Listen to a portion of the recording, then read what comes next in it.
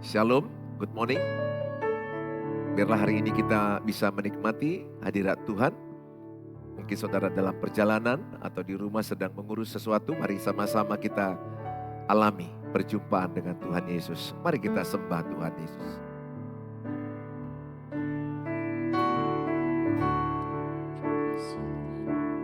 Haleluya. Ini saatnya berdiri di altarnya, sebab Allah Maha Kudus hadir di sini.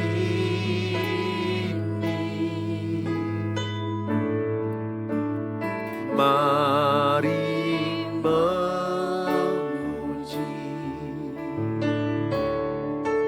angkat tangan menyembah, sebab Allah Maha Kudus hadir di sini.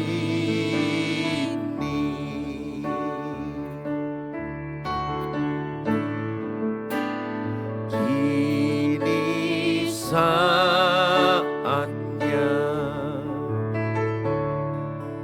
berdiri di altarnya, sebab Allah Maha Kudus hadir di sini.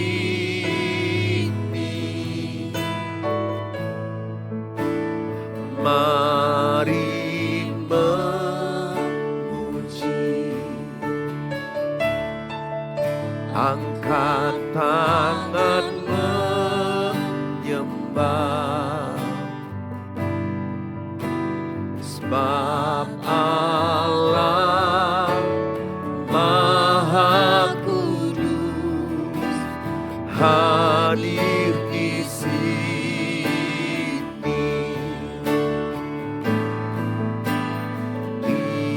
Kita masuk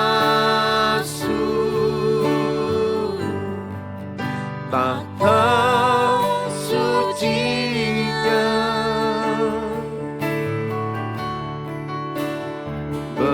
bersama para malaikat menyembah.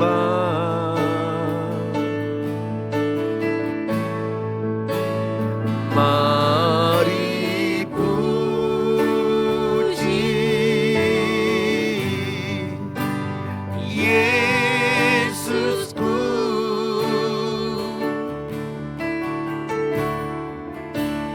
kita masuk hadirat-Nya Maha Kudus.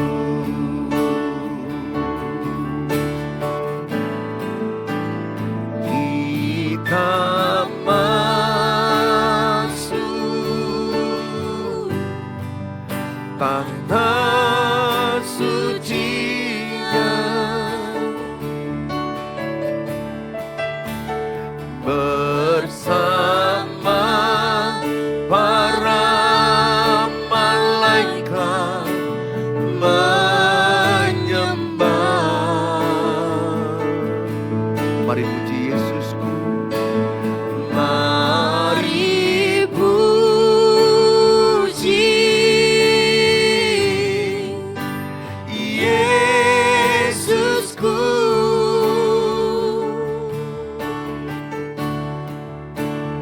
kita masuk hadirat-Nya Maha Kudus. Sekali lagi katakan, kita masuk tata suci-Nya. Kita masuk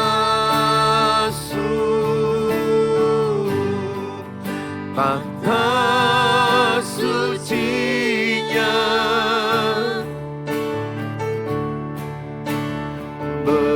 bersama para malaikat menyembah. Mari puji Yesusku, mari puji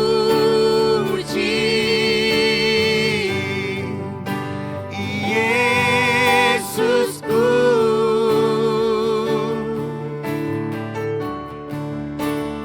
Kita masuk hadirat-Nya Maha Kudus. Kita masuk hadirat-Nya. Kita masuk hadirat-Nya Maha Kudus. Kita masuk hadirat-Nya Maha Kudus. Mari setiap kita sembah dan puji kepada tahta yang Maha Kudus.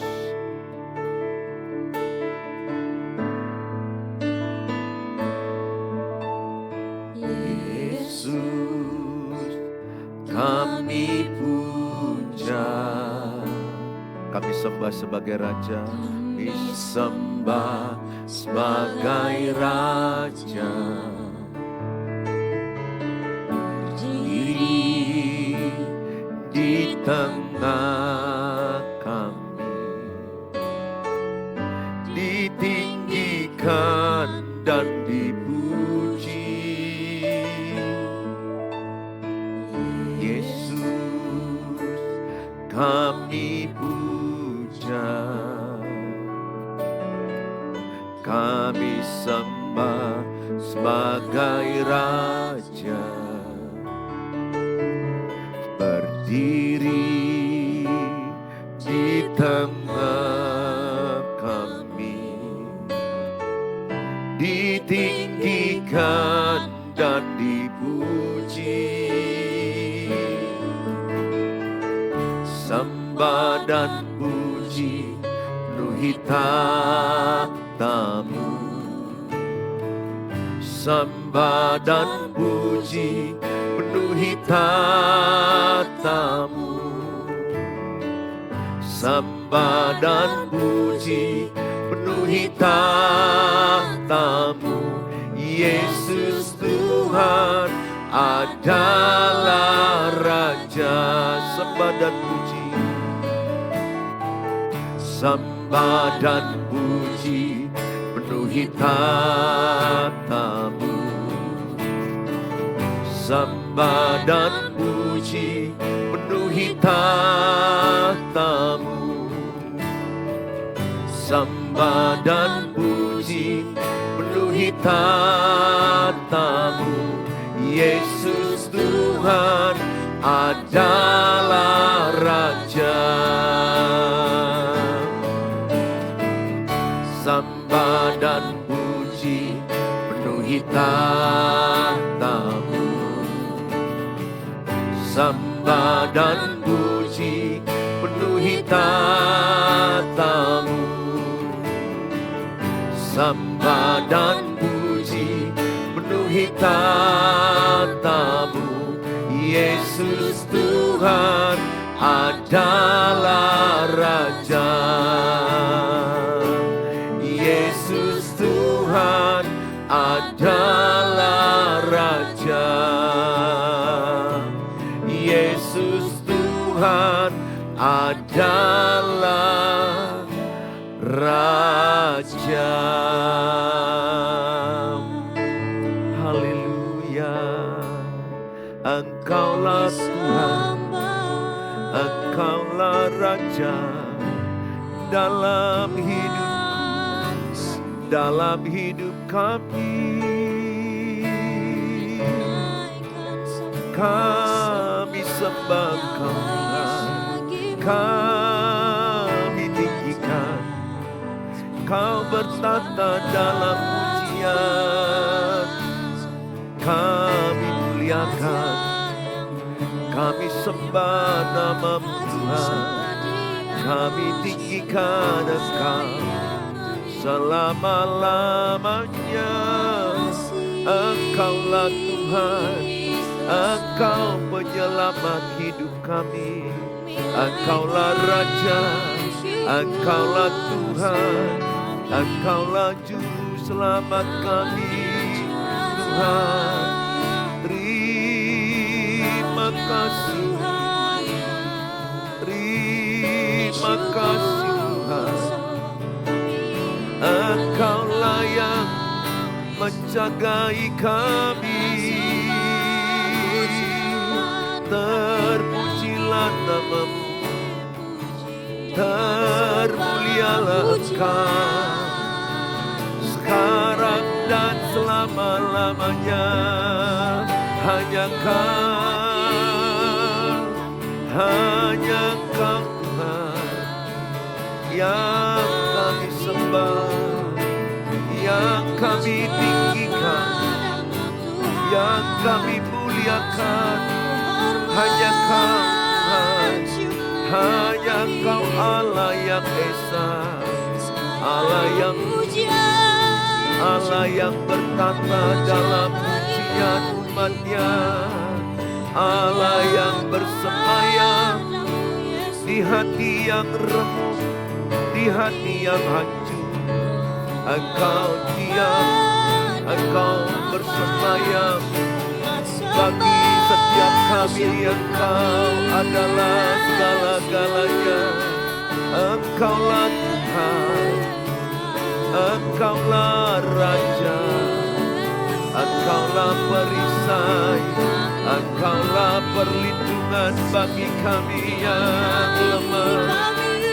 Kuatkan yang lemah, hiburkan yang susah. Kami bersyukur, terima kasih.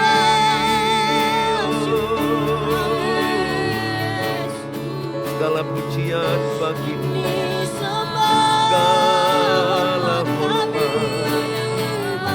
segala kemuliaan bagi-Mu Tuhan. Terima kasih Yesus. Engkau Allah yang kami sembah. Berkatilah semua umat-Nya Tuhan. Berkatilah setiap yang menyaksikan. Berkatilah, kuatkanlah yang lemah, hiburkanlah yang berduka, kuatkanlah yang putus asa, supaya mereka mengalami Tuhan pagi hari ini.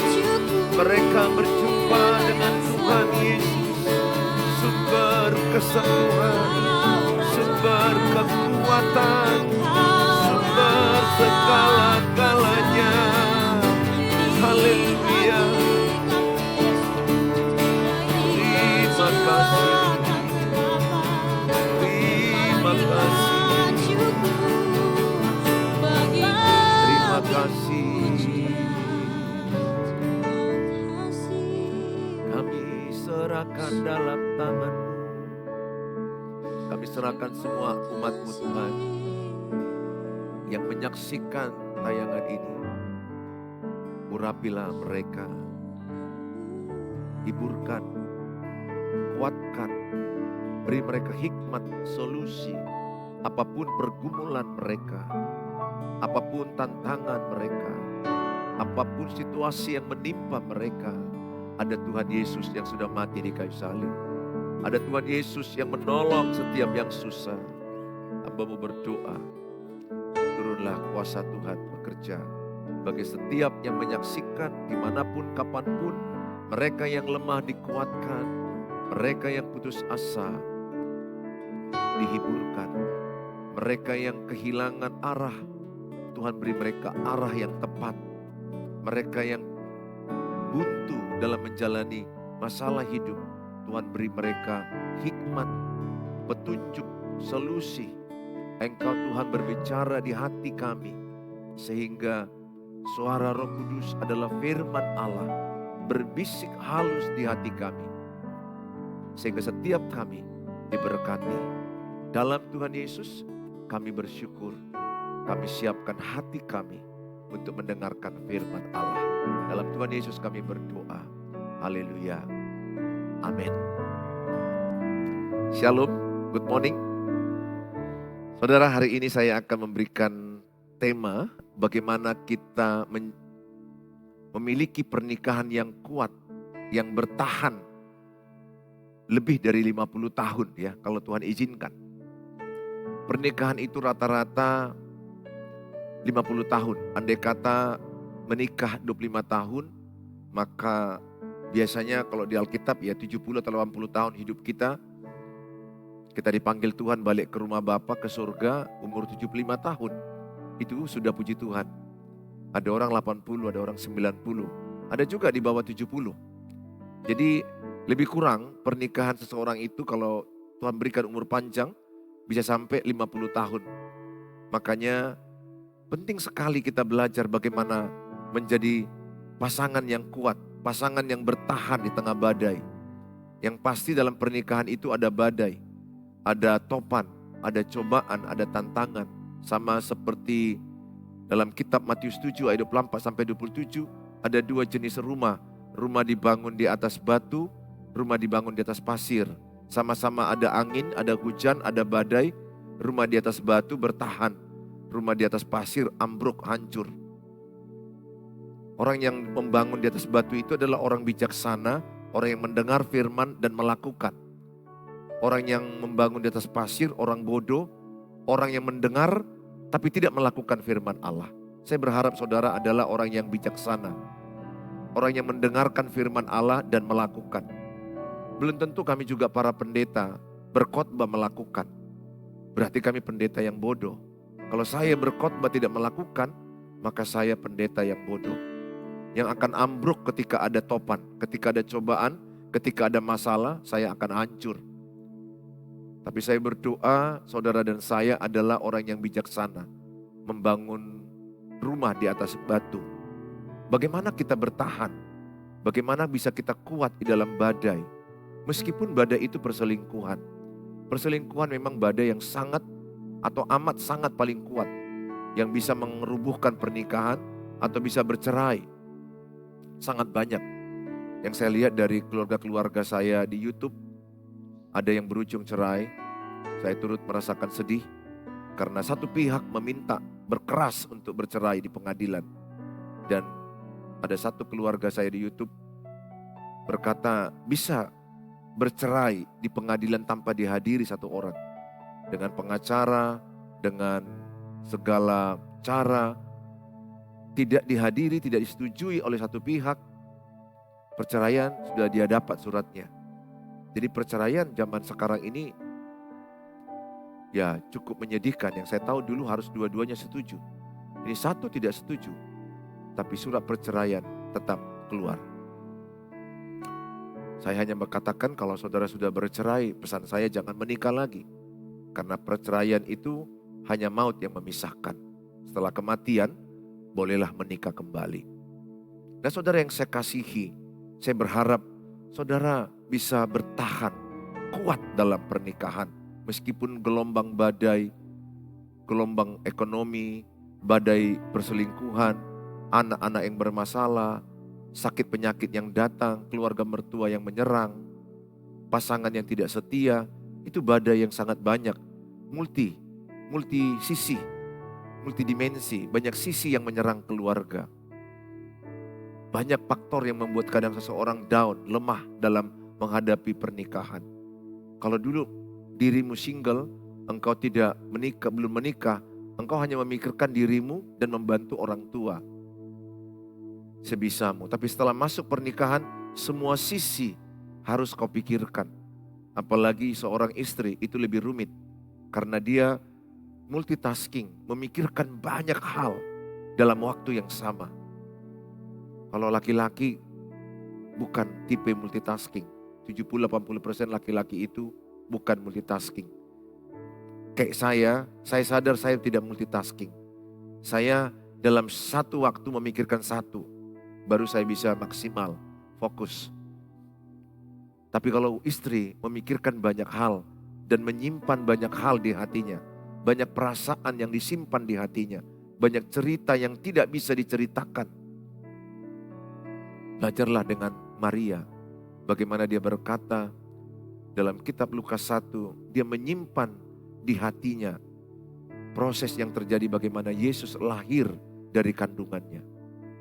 Tidak semua dia ceritakan. Tidak semua dia mengerti. Maria tidak semua mengerti. Walaupun ada malaikat Gabriel menerangkan, tetapi masih ada hal misteri yang tidak dia mengerti, tapi dia menyimpan di hatinya. Ada kalanya cerita hidupmu hanya dirimu dan Tuhan yang tahu. Tidak bisa semua ceritamu orang lain tahu. Demikian saya, ada cerita hidup saya hanya saya dan Tuhan yang tahu. Meskipun ada istri saya, di hati saya ada anak-anak saya, mereka terbatas. Tidak semua mereka tahu isi hati saya, cerita hidup saya, pergumulan hidup saya. Oleh karena itu saya mengajak setiap saudara, hari ini sama-sama belajar bagaimana kita memiliki pernikahan yang bertahan sampai maut memisahkan. Nah, saya memberikan survei 250 pasangan di Amerika yang menikah lebih dari 40 tahun. Jadi ada 250 pasang menikah lebih dari 40 tahun di Amerika, disurvei kenapa kalian bertahan. Karena Amerika itu dalam 4 pernikahan 2 bercerai. Survei yang saya tahu ya, yang saya baca informasi itu, di sana tingkat perceraian sangat tinggi. Jadi mereka itu banyak lama menikah atau tidak menikah, tapi bisa living together, hidup bersama. Karena dalam pernikahan di Amerika atau Eropa itu penuh dengan ikatan, perjanjian, undang-undang atau hukum yang harus mereka ikuti. Sehingga mereka banyak takut menikah atau mereka menunda pernikahan mereka. Nah, setelah masuk pernikahan, banyak yang gugur. Sehingga banyak yang bercerai. Tidak heran di Amerika atau di Eropa, negara-negara maju, satu anak kadang-kadang mereka punya ayah tiri, ibu tiri. Ayah tirinya bisa 2, ayah tirinya, ibu tirinya bisa 2. Karena yang menikah, bercerai, kemudian menikah lagi, bercerai, menikah lagi, bercerai. Fenomena ini di Indonesia pun sudah mulai ada. Menikah, bercerai, kemudian menikah lagi, bercerai, menikah lagi. Saya jumpa ada seseorang menikah 4 kali. Istrinya menikah juga 3-4 kali. Saya juga bingung, itu fenomena sangat-sangat menyedihkan. Itu sudah mulai terjadi. Kalau dulu kita belajar di Alkitab atau kita melihat orang Kristen itu bercerai itu langka. Tapi kalau sekarang fenomena itu udah mulai berkembang. Udah mulai banyak. Bahkan kalau kita lihat para artis, dengan mudahnya perceraian itu terjadi. Ada yang tidak sampai setahun udah bercerai. Pernikahan orang sampai 10 tahun sekarang ini sudah hebat. 20 tahun sudah hebat. Tapi Alkitab bilang menikahlah sampai kematian memisahkan. Bagi Bapak Ibu yang sudah pernah gagal, pesan saya tetap dengar ini. Supaya nanti anak cucumu pertahankan. Bukankah guru yang terbaik juga adalah pengalaman hidup? Pengalaman pahit hidupmu dalam pernikahan, ajarkan kepada anak-anakmu. Supaya nanti kalau ibu tua menjadi seorang nenek, melihat pernikahan cucumu kuat. Melihat pernikahan anakmu kuat. Udahlah kalau sudah makin tambah usia, ya sudah. Saudara harus hadapi hidup ini memang begitu ya, kita harus makin tua. Dan setelah tua mati. Ya syukur kalau kita masih jadi seorang opung atau seorang oma, opa, kakek, nenek bisa melihat cucu. Kalau saya sekarang ini yang saya pikirkan itu banyak adalah anak-anak saya dan cucu saya. Tentu saya juga memikirkan sisi istri saya, pernikahan kami bagaimana kuat, better and stronger. Supaya jadi warisan bagi anak cucu saya. Sehingga saya tidak mau egois memikirkan diri saya. Kalau saya egois, saya akan berantem, cekcok dengan istri saya. Tapi karena di depan mata saya sudah ada cucu, ada anak, walaupun cucuku belum ada. Karena anak saya tahun depan baru menikah. Tapi saya sudah melihat akan ada cucu tentunya. Jadi saya akan mempersiapkan diri saya. Dan tidak hanya anak fisik, tapi anak rohani saya. Puji Tuhan di gereja GB Pelita ada 2.000 orang beribadah setiap minggu. Saya harus mewariskan kepada mereka bagaimana menikah yang benar Alkitabiah. Saya banyak membahas di gereja ini. Bagaimana pacaran kudus, bagaimana memilih teman hidup. Mulai dari situ dulu, pacaran kudus, berhati-hati memilih teman hidup. Saya ajari mereka, saya tanamkan nilai-nilai Alkitab. Saya ajari keluarga milenial yang baru menikah di bawah 10 tahun. Saya ajari bagaimana mereka menghadapi konflik, bagaimana manajemen konflik, bagaimana manajemen emosi, bagaimana konflik menjadi berkat. Saya ajarkan mereka. Oleh karena itu saya mengajak setiap saudara, mari sama-sama kita belajar firman Allah terus. Nah saudara, setelah 250 pasangan di Amerika ini dikumpulkan, yang mereka menikah lebih dari 40 tahun, dan ini ada dalam Pernikahan Bahagia ya, buku Project Everlasting. 4 kunci pernikahan bahagia ini ada dalamnya. Yang pertama adalah komitmen. Sangat penting dalam sebuah pernikahan itu komitmen. Ingat, pernikahan Kristen itu adalah komitmen. Jadi dasar pernikahan Kristen itu bukan cinta, tapi komitmen. Komitmen setia sampai maut memisahkan. Amos 3:3. Berjalankah 2 orang bersama-sama jika mereka belum berjanji? Jadi ada komitmen, ada janji. Bukan cinta, ini yang sering salah orang-orang duniawi. Mereka mendasari pernikahan mereka cinta. Cinta itu bisa come and go. Cinta itu bisa hilang. Cinta itu bisa turun. Tapi komitmen tidak. Komitmen itu keputusan. Janjimu di hadapan Tuhan, janjimu di hadapan tokoh gereja, pendeta, di hadapan orang tua, di hadapan jemaat bahwa engkau menikahi seseorang sampai kematian memisahkan. Itu janjimu. Seorang itu yang dipegang janji. Maaf kalau orang bilang kalau hewan dipegang ekor. Kalau manusia dipegang perkataannya. Jadi kalau perkataan aja gak bisa dipegang, mau jadi apa hidup kita? Komitmen, janji saudara. Penting saudara membangun komitmen dalam pernikahan. Matius 19 ayat 5 dan 6. Dan firman-Nya, sebab itu laki-laki akan meninggalkan ayah dan ibunya dan bersatu dengan istrinya. Sehingga keduanya itu menjadi satu daging. Ingat ya, jadi saudara suami istri bukan lagi 2 daging, 1 daging. Makanya kalau engkau menyakiti istrimu, engkau menyakiti dagingmu sendiri. Kalau engkau menyakiti suamimu, engkau menyakiti dagingmu sendiri. Makanya kalau ada suami memukul istrinya, engkau memukul dirimu sendiri. Kalau engkau membentak suamimu, engkau membentak dirimu sendiri.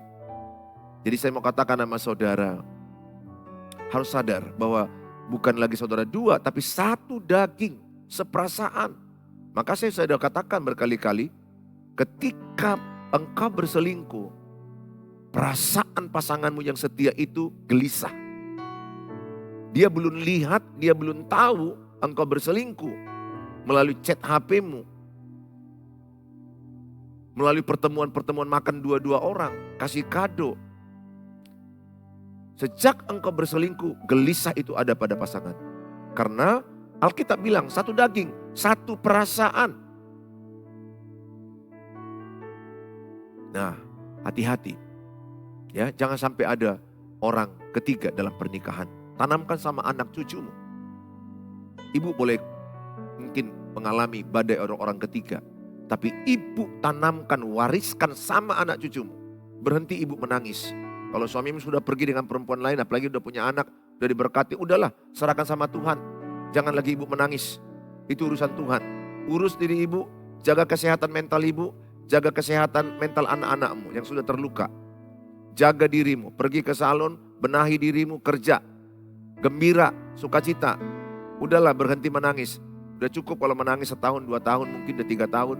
Udah, gak usah nangisi. Kalaupun menangis, nangis ke Tuhan. Jangan nangis kepada laki-laki yang meninggalkanmu. Karena dia sedang mengalami gangguan jiwa. Orang yang berselingkuh itu gangguan jiwa. Gak normal jiwanya. Jiwanya gak sehat. Mau 1001 alasan ke saya, tidak. Harus jujur mengakui. Kalau sehat jiwanya, gak mungkin dia tega lihat anaknya trauma menikah. Melihat anaknya kehilangan ayah.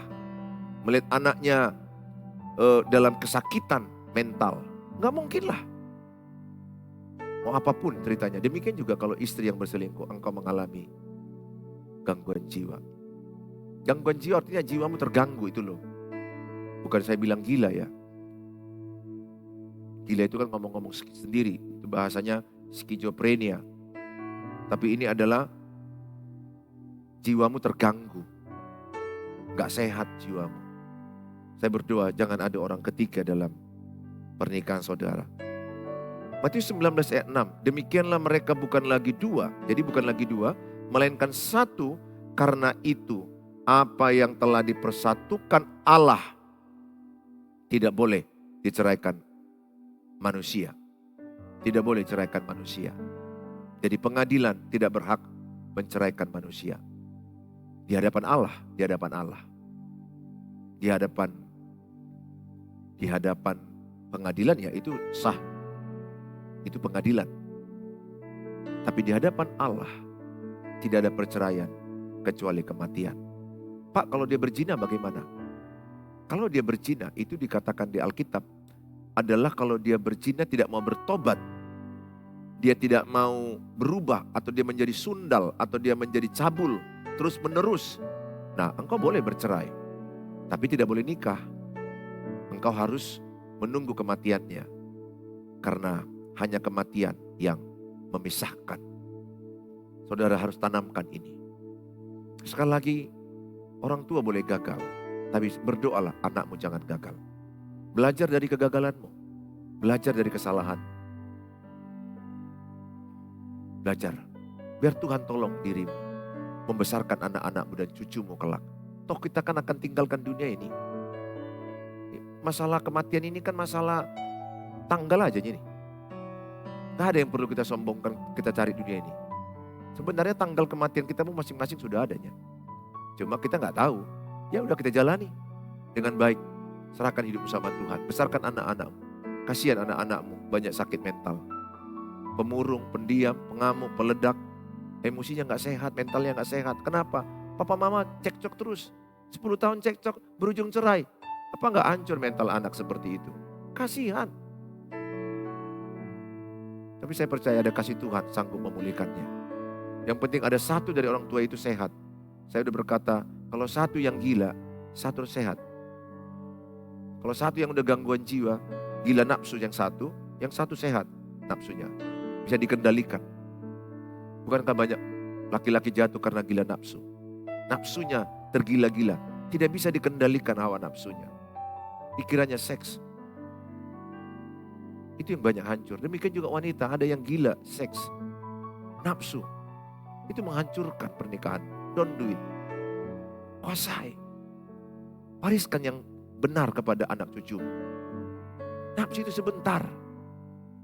Tapi akibatnya, seumur hidupmu mati pun nanti meninggal pun ibu mewariskan yang buruk loh sama anak cucu. Jangan, tinggalkan hawa nafsu itu. Tinggalkan. Arahkan hatimu ke Tuhan Yesus. Seks itu kan tergantung pikiran, kemana kau perhatikan. Semua kita ngalami itu di dunia ini. Ada orang mengarahkannya ke situ, hancurlah dia. Tapi ada orang yang mengarahkannya kepada Tuhan. Dia dituntun Tuhan, tetap ada hawa nafsu, tapi dikendalikan dalam Tuhan. Sehingga dengan pasangan saja. Ayat ini jelas, tidak ada perceraian kecuali kematian yang memisahkan. Maleakhi 2:16. Sebab aku membenci perceraian. Ini perhatikan, yang dibenci Tuhan dalam Alkitab. Dalam pernikahan, maksud saya. Sebab aku yang dibenci Tuhan dalam pernikahan. Yang ada tertulis di Alkitab, itu maksud saya. Sebab aku membenci perceraian. Jadi yang dibenci Tuhan di dalam Alkitab adalah yang di dalam pernikahan. Konteks di Alkitab. Sebab aku membenci perceraian. Tuhan benci perceraian. Firman Tuhan Allah Israel, juga orang yang menutupi pakaiannya dengan kekerasan. Firman Tuhan semesta alam, maka jagalah dirimu dan janganlah berkhianat. Nah ini jari saya. Janganlah berkhianat. Ke saya juga, janganlah saya berkhianat. Saya lebih banyak. Ibu bapak 1, aku 4.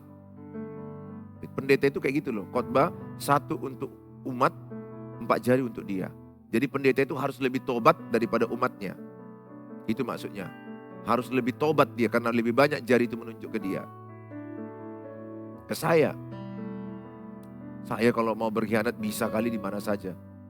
Tapi saya nggak mau. Kenapa saya nggak mau? Takut akan Tuhan. Saya mengasihi anak-anak saya. Mengasihi istri saya. Ayat ini berkata Malikiya 2:16. Sebab aku membenci perceraian. Tuhan membenci perceraian. Dan baris terakhir, jangan berkhianat. Banyak orang berkhianat oleh karena pekerjaan. Yang bertugas di luar kota. Banyak alasan lah. Kami juga pendeta luar kota kok. Saya sering pergi kadang sendirian di hotel mana nginap. Pernah ada satu kasus. Saya diketuk jam 2 pagi oleh, saya pikir itu pasti perempuan. Dia tahu saya sendirian. Tapi saya pegang komitmen saya. Saya mau setia kepada istri saya. Karena janji setia. Saudara yang saya kasihi, yang kedua, dari 250 pasangan di Amerika yang disurvei, mereka berhasil menikah lebih dari 40 tahun. Yang pertama adalah kata mereka karena komitmen mereka. Ingat ya, sekali lagi banyak yang gugur di Amerika. Pernikahan mereka banyak yang cerai. Eropa juga. Indonesia juga meningkat sekarang. Yang kedua adalah tidak ada pernikahan yang sempurna, yang ada momen yang sempurna. Jadi tidak ada pernikahan yang sempurna, yang ada Tuhan Yesus yang sempurna dalam pernikahan. Tidak ada istri yang sempurna, tidak ada suami yang sempurna, tidak ada mertua yang sempurna, tidak ada ipar yang sempurna, tidak ada manusia yang sempurna. Jadi tidak ada pernikahan yang sempurna.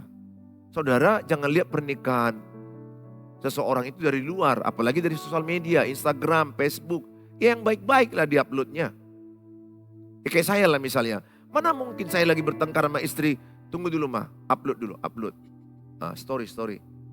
Lagi menjerit istri saya, story, baru ku upload. Dodong namanya itu. Bodoh namanya kalau saya upload itu. Pastilah semua orang mengupload yang bahagia. Jadi berarti sosmed itu gak bisa pegangan, itu loh maksud saya. Jangan lihat sosmed orang, bahagia kali dengan suaminya berangkat ke luar negeri, ke Bali. Bahagia kali dibelikan baju ini itu, tertawa sama, makan sama. Puji Tuhan lah kalau mereka bahagia. Tapi pernikahan tidak sebahagia sosmed. Hidup seseorang tidak sebahagia sosmed. Saya nggak salahkan sosmed, tentu sosmed yang benar itu yang baik-baik lah disampaikan. Bodoh kalau ada orang bertengkar sama pasangannya diceritakannya di sosmed. Ada juga loh, entah kenapa aku bisa berteman sama itu juga. Terbaca aku bertengkar sama suaminya, sampaikan di sosmed. Ada lagi yang lebih bodoh aku lihat, dia lagi nangis dibuat oleh entah apa, ambil nangis dia di Facebook itu. Beginilah aku nangis sedih. Oh Tuhan Yesus. No Tomei. Gak perlu masalah pribadi disampaikan ke internasional. Facebook itu kan internasional. Semua orang bisa lihat. Sorga pemelihat. Jadi gak perlulah ceritakan masalah. Jadi sosmed itu belum pasti menunjukkan kebahagiaan yang sejati. Sekali lagi tidak ada pernikahan yang sempurna. Yang ada momen yang sempurna. Momen itu apa? Waktu bersama. Saya nikmati mesbah keluarga. Itu sangat sempurna bagi saya. Makan bersama dengan anak-anak. Itu momen. Saya perbanyak di situ. Makan bersama. Ya, doa bersama, diskusi bersama, nangis bersama, susah bersama. Gak ada keluarga yang ketawa terus. Pasti ada nangisnya. Pasti ada sedihnya. Begitulah hidup itu. Ada waktunya tertawa, ada waktunya menangis. Kalau engkau banyak ketawa hari ini, besok kau nangis. Kalau saudara habis nangis, habis itu ketawa lagi. Itulah hidup, keseimbangan suka dan duka. Itulah indahnya kebahagiaan dalam Kristus. Saudara yang saya kasihi, jadi tidak ada pernikahan yang sempurna. Jangan banding-bandingkan pernikahanmu dengan pernikahan orang lain. Jangan banding-bandingkan. Jangan lihat sepertinya rumput tetangga lebih hijau. No, itu pandanganmu aja. Kalau kau lihat lebih dekat, banyak juga yang tidak baik. Kehidupan seorang semuanya juga kalau dilihat realita, banyak juga yang masih persoalan. Tidak ada keluarga yang sempurna. Tidak ada pernikahan yang sempurna. Yang ada momen yang sempurna. Perbanyak momen itu. Doa bersama, makan bersama, diskusi bersama, jalan bersama. Wow, indah. Makanya saya bilang menikah itu enak kalau mereka dalam prinsip Alkitab. Saudara yang saya kasihi, yang ketiga. Saling mengasihi dan menerima perbedaan. Jadi yang alasan ketiga, kenapa mereka bertahan 40 tahun dalam pernikahan. 250 pasang di survei. Saling mengasihi dan menerima perbedaan. Efesus 5 ayat 22 sampai 23. Hai istri, tunduklah kepada suamimu seperti kepada Tuhan. Karena suami adalah kepala istri. Ingat, suami adalah kepala istri.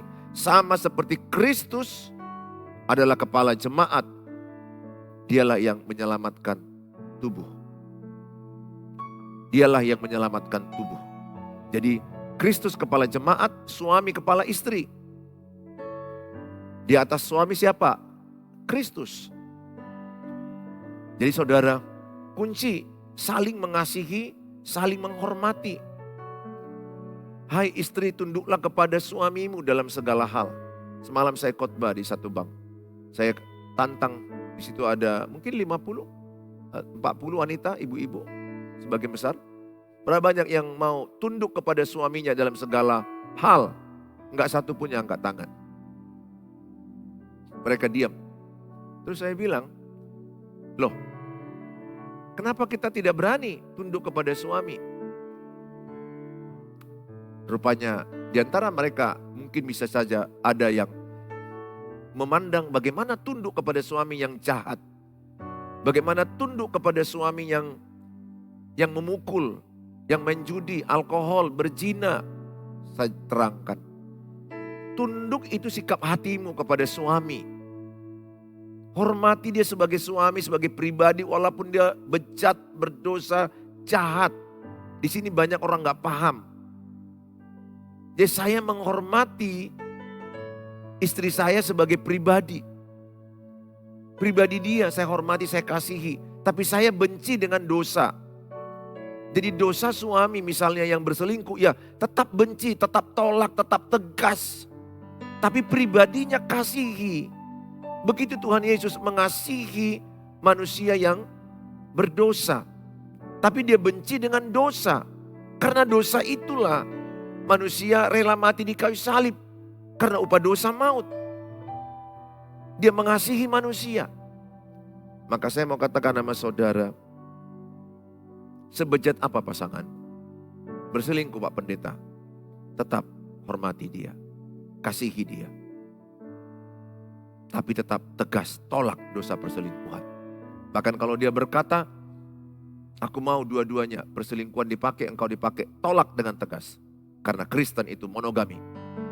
Kita tidak poligami. Kita harus tegak dengan satu yang dia pilih. Dan saya berdoa dia memilih istri yang sah. Saudara yang saya kasihi, menerima perbedaan. Jangan paksakan, saya sudah khotbahkan beberapa minggu yang lalu bagaimana perbedaan suami istri, laki-laki dengan perempuan. Jangan menuntut, kalau pernikahanmu masih banyak menuntut, pasti masalah. Apalagi kalau pernikahan banyak mengingat kesalahan masa lalu, pasti hancur. Gampang menghancurkan pernikahan. Ingatkan aja lah dosa pasangan masa lalu. Pasti hancur, rusak. Makanya saya menuntun banyak keluarga-keluargaku di YouTube. Kalau mau maju pernikahan kalian, jangan mengingat-ingat kesalahan masa lalu. Pandang ke depan. Kalau masih diucapkan dosa masa lalu, kupastikan hancur. Pantang, gak boleh. Tuhan aja katakan, aku tidak mengingat-ingat dosa masa lalumu. Tuhan aja tidak ingat-ingatkan dia, ngapain kita ingat-ingatkan? Hancur hubunganmu. Setiap orang pernah salah. Kalau sudah diampuni, moving forward. Pandang ke depan. Jangan menoleh ke belakang. Ya, ibu dan bapak kalau sudah mau berdamai, bersatu, tanamkan haram dari mulut ini. Dari lidah ini jangan ungkit kesalahan masa lalu. Jangan ceritakan. Lihat, pernikahanmu better and stronger. Jauh lebih baik lagi Bapak Ibu yang saya kasihi. Nah saudara, terimalah perbedaan, saling mengasihi dan saling menghormati. Jangan lagi menuntut. Yang keempat, hasil survei 250 pasang di Amerika yang menikah lebih dari 40 tahun. Kunci pernikahan bahagia mereka. Yang keempat dikatakanlah membangun komunikasi roh, jiwa, dan tubuh. Penting sekali membangun komunikasi roh, jiwa, dan tubuh. Komunikasi roh tentunya adalah lewat doa bersama. Sangat penting. Ada survei mengatakan 3 menit suami istri berdoa tiap hari, maka mereka akan bebas dari perselingkuhan. Penting membangun manusia roh sama-sama dalam doa. Keluarga, mesbah keluarga. Penting juga komunikasi jiwa, dating. Perlu waktu kita berdua bersama istri tanpa anak-anak. Pergilah berlibur. Bukan masalah harus pergi ke luar negeri, dalam negeri juga. Ya, nggak harus nggak menghabiskan duit yang banyak. Yang penting berdua bersama. Penting kalau orang-orang luar negeri terbiasa mereka pergi traveling. Kalau mau awet pernikahan, merawat cinta, dating. Dating itu artinya membangun hubungan, update hubungan.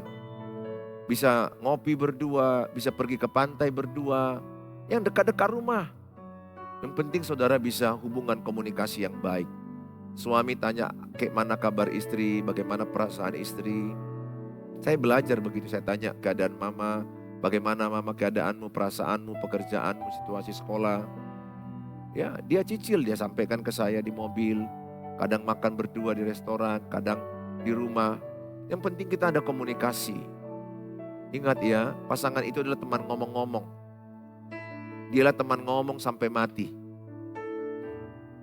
Yang lucunya banyak orang ngomong-ngomong dengan orang lain, tapi dengan pasangannya kurang ngomong-ngomong. Ngomong-ngomong, ngopi-ngopi, ngopi-ngopi, ngomong-ngomong. Tapi dengan pasangannya gak banyak ngomong-ngomong.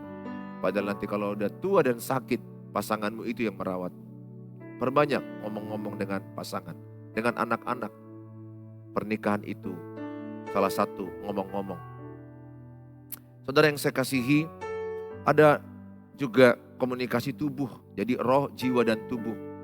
Tubuh juga sentuhan fisik, pelukan, ciuman. Itu adalah anugerah Tuhan. Peluk pasanganmu, peluk. Kalau ke mall atau pergi jalan, ke pesta, pegang. Saya membiasakan diri itu pegang, saya pegang tangannya. Selagi aku masih bisa pegang, aku pegang. Rangkul, haul, peluk istrimu sesering mungkin. Itu adalah kasih karunia Tuhan. Tuhan memberkati saudara. Selamat pagi. Dan kalau saudara terberkati dengan tayangan ini, silakan share channel YouTube Suheri Gultom khusus topik ini kepada orang-orang yang mulai goyang pernikahan mereka, mulai hancur. Tuhan Yesus memberkati saudara. Kalau saudara ingin sharing dengan saya dengan waktu yang terbatas, konseling, silakan chat saya. Kalau saya agak lama menjawabnya, saya akan berjuang karena waktu sudah mulai padat konseling. Di 0811 63 73 47. Tuhan Yesus memberkati saudara. Sampai ketemu di waktu yang akan datang. Saya akan mengajak saudara berdoa. Mari sama-sama kita berdoa. Bapa di sorga, dalam nama Tuhan Yesus, apapun keluhan mereka yang mereka ucapkan saat ini Tuhan, yang mereka sampaikan di kolom-kolom YouTube, di Facebook, Hamba-Mu berdoa dalam nama Tuhan Yesus. Dalam nama Tuhan Yesus, berkatilah. Berilah mereka urapan-Mu, kekuatan, kemampuan untuk mereka menangkap firman Allah dan melakukannya. Hamba-Mu berdoa bagi mereka yang sedang goyah di pernikahan mereka. Yang mereka mungkin sedang ada satu orang yang menggugat perceraian. Yang satu tidak mau bercerai. Keluarga-keluargaku yang di YouTube ada beberapa seperti itu. Yang satu minta cerai di pengadilan. Yang satu tidak mau bercerai. Tuhan, Hamba-Mu berdoa dalam nama Tuhan Yesus. Tolonglah, kuatkan mereka. Supaya mereka tidak bercerai. Supaya mereka tetap utuh, kuat, bersatu. Hamba-Mu berdoa dalam nama Tuhan Yesus. Berkatilah pernikahan-pernikahan yang goyah. Biarlah kuasa Roh Kudus menjamah yang berselingkuh supaya bertobat pulih. Supaya mereka yang mengalami kehancuran dipulihkan Tuhan. Hamba-Mu berdoa ya Tuhan. Biarlah semakin berkurang, menurun angka perceraian di Indonesia. Hamba-Mu berdoa biarlah banyak pasangan yang setia, pasangan yang kuat, pasangan yang bertahan di tengah badai pernikahan yang keras sampai kematian memisahkan mereka. Hamba-Mu berdoa berkatilah semua mereka yang sedang butuh hikmat, mereka yang membutuhkan solusi apa yang mereka harus lakukan terhadap jalan buntu dalam pernikahan mereka. Hamba-Mu berdoa dalam nama Tuhan Yesus. Berkatilah. Berkatilah. Berilah mereka suara-Mu Tuhan. Berbisiklah Engkau Roh Kudus di hati mereka. Supaya mereka mendengar apa yang mereka harus lakukan di tengah-tengah lembah kekelaman. Di tengah-tengah kebingungan, ketakutan. Ada Roh Kudus yang menghibur. Ada Roh Kudus yang menolong. Hamba-Mu serahkan mereka Tuhan. Semua dimanapun mereka berada. Mereka yang putus asa, Engkau beri semangat yang baru. Hamba-Mu berdoa, Hamba-Mu menyerahkan mereka, menyerahkan anak-anak mereka yang sudah mungkin sakit mental, kena mental mereka down, karena melihat pernikahan papa mama yang cekcok, bertengkar, dan akhirnya mereka dipisahkan oleh waktu dan dipisahkan oleh tempat, karena suami istri tidak lagi bersatu di rumah. Hamba-Mu berdoa dalam nama Tuhan Yesus. Tolonglah mereka. Kiranya Roh Kudus menghiburkan setiap anak-anak yang terluka mental mereka, yang terluka jiwa mereka. Kuserahkan mereka dalam tangan Tuhan. Pulihkan. Sehingga anak cucu mereka akan pernikahan mereka lebih baik dan lebih kuat Bapa. Kami serahkan semuanya para pemirsa dimanapun mereka berada. Biarlah mereka diberkati Tuhan. Dan tayangan-tayangan ini menjadi berkat bagi mereka. Hiburkan dan kuatkan. Yang sakit, yang susah, Engkau hiburkan Tuhan. Urapi yang sakit, sembuhlah mereka dalam nama Yesus. Asam lambung naik, ada masalah saraf terjepit, ada keadaan tubuh yang lemah, Hamba-Mu berdoa, urapilah obat-obat mereka menjadi kesembuhan bagi mereka. Di dalam nama Tuhan Yesus, kami berserah. Mereka yang kesusahan, masalah keuangan, pekerjaan, ekonomi, Hamba-Mu berdoa berilah mereka hikmat untuk mendapatkan pekerjaan dan bertekun. Dan mereka belajar mengevaluasi diri untuk mereka rajin mengelola keuangan, rajin berusaha. Berkati kelola usaha mereka Tuhan, supaya beruntung dan berhasil. Terima kasih Bapa. Dalam nama Tuhan Yesus kami berdoa. Amin. Amin. Bapak Ibu yang saya kasihi, Tuhan Yesus memberkati dan tetap semangat dalam Tuhan Yesus. Sampai jumpa di waktu yang akan datang. Shalom.